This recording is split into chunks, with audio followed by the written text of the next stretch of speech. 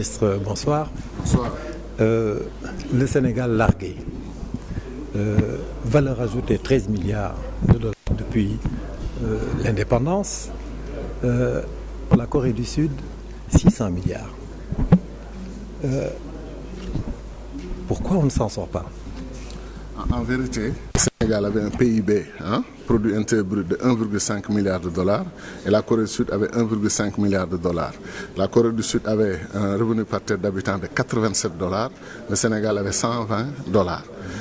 Donc, si ces chiffres sont confirmés, ça veut dire que la Corée du Sud, en moins de 30 ans, 40 ans, est entrée dans l'ère du développement, de l'émergence véritable, et aujourd'hui, ils sont à 1500 milliards. À 1500 milliards de dollars, et qui équivaut aux 25 pays africains qui se sont regroupés dans le marché commun de l'Afrique du Nord, de l'Est et du Sud, n'est-ce pas? Et donc la moitié de l'Afrique. Ils valent aujourd'hui la moitié de l'Afrique. Et le Sénégal est autour de 15 milliards de dollars de PIB. Donc il y a quelque chose qui ne va pas. Il y a quelque chose qui n'a pas marché dans le fonctionnement du Sénégal. Je vois deux grandes raisons. La première, c'est que la Corée du Sud a une tradition d'État. C'était un vieil État qui a plus de 5000 ans d'existence. Nous, on avait quelques années d'existence parce que le système colonial nous a fabriqué de toutes pièces. Au lieu de nous mettre avec les autres pays africains, ce que j'appelle moi la mutualisation, y compris de nos souverainetés pour aller ensemble, nous avons choisi de faire cavalier seul. La conséquence est là. Deuxième problème important, la Corée du Sud a eu des leaders visionnaires. Des leaders qui ont travaillé dur, plus dur que leurs propres citoyens. Et nous, malheureusement, au Sénégal, on a eu quand même quelques leaders comme Senghor. Je pense qu'il était assez visionnaire, mais peut-être pas assez parce que les résultats n'étaient pas très bons. Senghor a trouvé 1,5 milliard de PIB, il a laissé 3 milliards de PIB. Il a multiplié par deux, c'est pas mal. Mais ensuite, excusez-moi, juste pour finir, je pense qu'après Senghor, il n'y a qu'Abdoulaye Wade qui a matché Senghor un peu dans une tentative de vision pour le Sénégal et pour l'Afrique. Le président Diouf a bâti une administration, a bâti un État. On lui doit ça.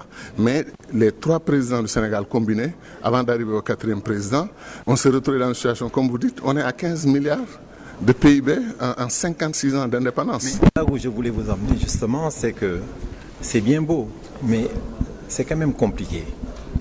Dans la religion musulmane et dans un certain nombre de religions, on nous apprend ceci, on nous dit qu'il n'y a pas de différence entre les gens, entre les situations, entre les faits. Il y a seulement ceux qui exploitent au mieux ce qu'ils ont entre les mains. Nous avons par exemple le littoral sénégalais. Le littoral sénégalais, c'est 750 000 kilomètres de Saint-Louis jusqu'à Cap-Ros. Qu'est-ce qu'on en a fait? Tout le monde en a fait un trésor. Nous, on se l'est partagé. Et pourtant, le potentiel est là. Mais on demeure toujours au stade de la potentialité. Le Canada en a fait des centaines de milliards de dollars, avec à la clé des milliers d'emplois. Vous parlez de millions d'emplois dans votre programme. Vous parlez de santé, de prévention de la santé, en termes de traitement de la santé, plutôt que d'aller traiter les malades. Mais nous avons déjà l'environnement qui devrait nous permettre d'avoir une bonne santé. Vous avez vu les 7000 asthmes qui sont signalés en 2014. Cela vous paraît normal? Pas du tout. Je crois que vous voulez dire 750 km de littoral dans ce pays et nous n'avons pas valorisé le littoral. Alors que tout le monde voit l'immense potentiel de ce littoral. D'abord et avant tout pour les Sénégalais eux-mêmes. Parce qu'il y a des pays enclavés qui n'ont pas accès au littoral et qui pourtant ont droit aussi à le microclimat que crée un littoral et l'économie, n'est-ce pas, l'économie qu'on peut avoir, l'économie, ce qu'ils appellent l'économie bleue maintenant, l'économie liée à la mer, qu'on peut avoir avec le littoral. Tout ça, ça a été non seulement mal géré, avec une politique de courte vue, c'est-à-dire on exploite au maximum les ressources du littoral, on les gaspille, on sait que ça ne se régénère pas, en tout cas pas d'une certaine façon, il faut des politiques systématiques pour régénérer le littoral, et vous venez à Dakar et vous trouvez le grand scandale du littoral, c'est-à-dire le littoral qui devait bénéficier aux Dakarois, bénéficier aux Sénégalais qui viennent à Dakar, bénéficier à nos amis qui visitent le Sénégal. Ce littoral-là a été non seulement bradé, occupé, suroccupé, occupé de façon sauvage et qui fait qu'aujourd'hui, Dakar, il y a 30 ans, 40 ans, vous voyez la mer tout autour de vous. Aujourd'hui, vous venez de l'aéroport, vous tombez sur des bâtiments partout qui vous donnent de petits espaces pour entrevoir la mer. C'est une catastrophe pour une capitale qui est presque dans une île, n'est-ce pas?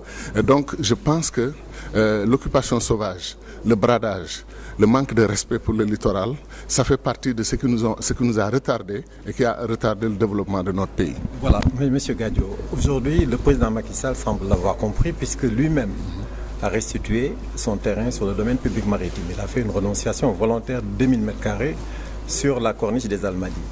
Est-ce qu'aujourd'hui, à la manière de l'Alliance sur le climat pour le monde entier, est-ce que vous êtes prêts, vous, au niveau de votre parti, à faire une alliance avec le président Macky Sall pour qu'il y ait une politique globale de renonciation nationale sur l'ensemble de la corniche? Je m'explique. Lorsqu'il a renoncé à son terrain sur le domaine public maritime, il a demandé à ses partisans d'en faire autant. Apparemment, rien ne s'est fait jusqu'à présent. Il n'a peut-être pas été aidé comme il le fallait. Vous avez dit tout à l'heure que vous étiez pour une opposition constructive. Est-ce que vous êtes prêt à reproduire à l'identique cette alliance mondiale pour le climat, à le faire sur notre littoral, puisque le potentiel de notre littoral sur le plan économique, sur le plan financier, aujourd'hui, c'est régler le problème de l'emploi au Sénégal. Absolument. Je suis tout à fait d'accord avec vous et je félicite le président Macky Sall pour cette décision, non seulement qui était salutaire, mais la meilleure façon de prêcher quelque chose de positif, c'est de se l'appliquer à soi-même.